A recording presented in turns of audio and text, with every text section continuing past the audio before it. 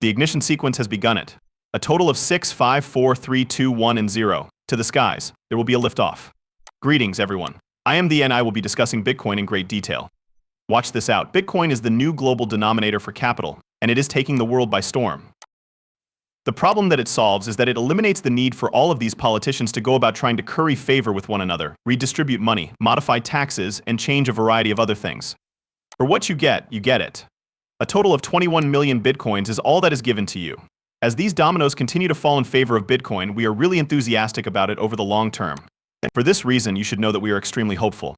I think what I'm trying to say is that you haven't been saying that I'm going to keep a bunch of gold with our government cash since the beginning of the year, and it would be a similar idea.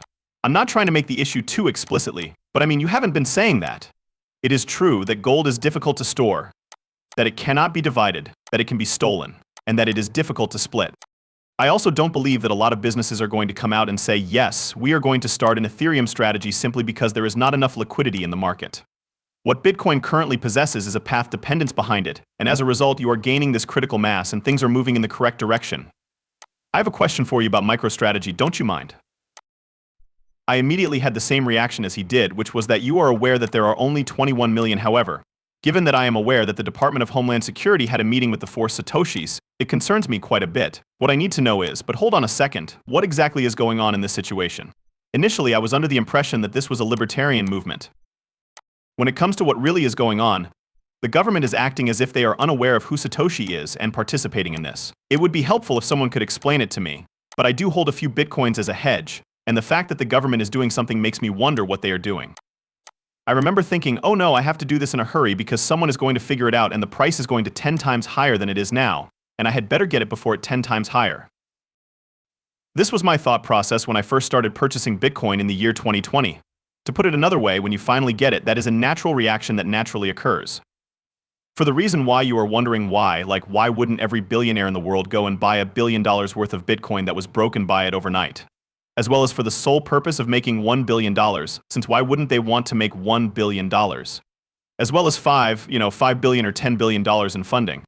Take Bitcoin, for example, it seems like it's still in its infancy, and the infinite doesn't even give it a second's thought. My question has always been, why does Michael Saylor not think that it is a part of it? Despite the fact that Michael Saylor has not watched the video of the 4 Satoshis. Why does Michael Saylor and his board of directors not believe that it is a part of their investigation to find out what the hell happened with the meeting between the Department of Homeland Security and 4 Satoshi?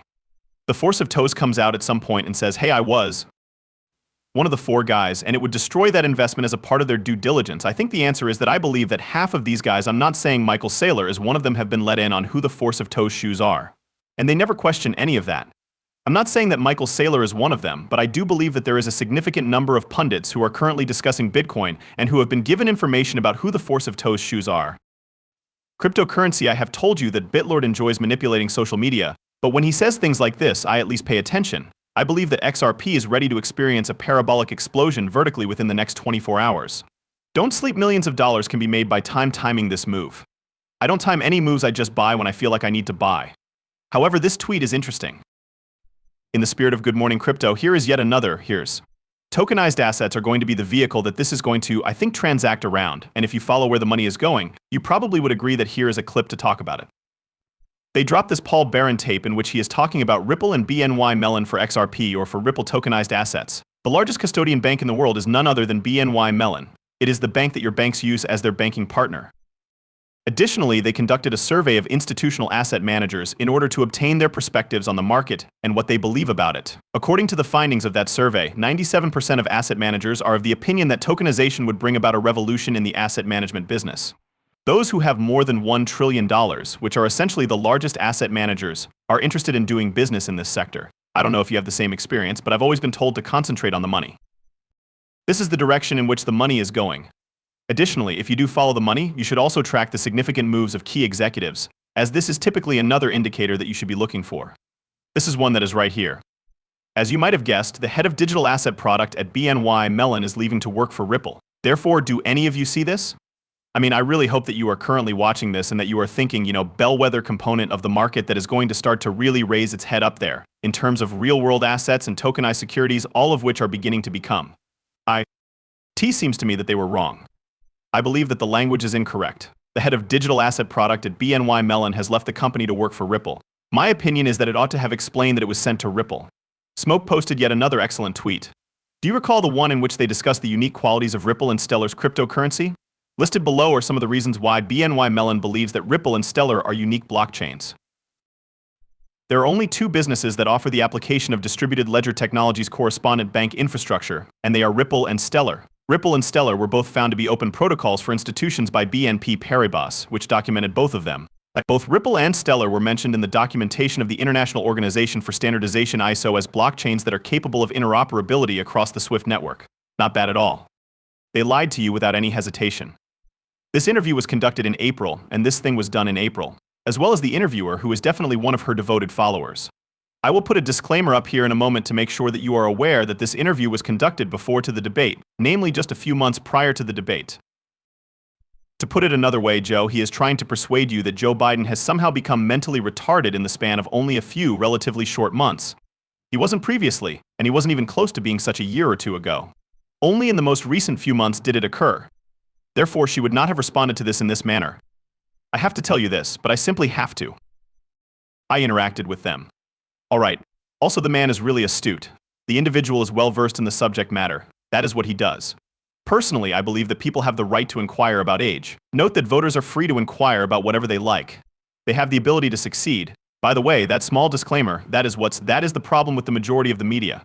And to what extent do you believe that anyone will put up a disclaimer in order to assist in covering for Trump? Decision-making depending on anything they desire to do. The agreement is as follows. What he is attempting to achieve is characterized by a sharpness and a pointedness that is present. And as far as I am concerned, it is similar to messaging. Although you may have additional concerns that you would like to investigate, the most important thing is to focus on what he delivers, and he is delivering. I'm not entirely certain that I'm going to stick with it all the way through. This is only one example of how he delivers on his promises. The name Elizabeth Warren was brought up by Nick Carter. Right now, this is some really cool stuff. On March 8, 2023, Elizabeth Warren sent out a tweet that contained this quote. The demise of Silvergate Bank, which was the bank of choice for cryptocurrency transactions, is disheartening but not unexpected. When it comes to Silvergates, I caution against engaging in potentially dangerous or even unlawful activities. I was also able to identify significant flaws in due diligence. Now is the time for clients to be made whole, and regulators should take action against the risk of cryptocurrency. When Nick Carter finally makes his entrance, he asks, what exactly took place with the collapse of FTX? She decided to take advantage of the situation to harass a crypto-friendly institution. Cohodas, a short seller for Silvergate, is the one who came up with the talking points that Warren utilizes. There was no denial from Cohodas that she had phoned her workplace. Although Warren makes a strong implication to the contrary in the tweet that was just above, we now know that CI was not legally accountable for any of the FTX-related activities. That was the fundamental message of the letter that was sent out in December 2020, and it accurately reflected the spirit of all of the short seller campaigns. As was the case with everyone else, CI was led astray by SBF and FTX. While Silvergate remained solvent until the very end, the directors made the decision to voluntarily liquidate the company. This decision was not made because of the bank run, which they had managed to withstand, but rather because the bank regulators informed them that they could no longer serve crypto clients, which resulted in the decline of their business. All of the customers' needs must be met. The entirety of the customers was taken care of. Check out what this is. This was Warren exerting pressure on the business sector. Right now, when it comes to Senator Elizabeth Warren, John Deaton is the perfect antidote. Due to the fact that it was so obvious, they ought to be fired from their jobs if they were involved in creating the decisions. It is important to keep in mind that Annalisa Torres, a judge who has been a longtime Democrat and was nominated by Barack Obama, concurred with me and the 75,000 token holders who stated that XRP itself is not a security.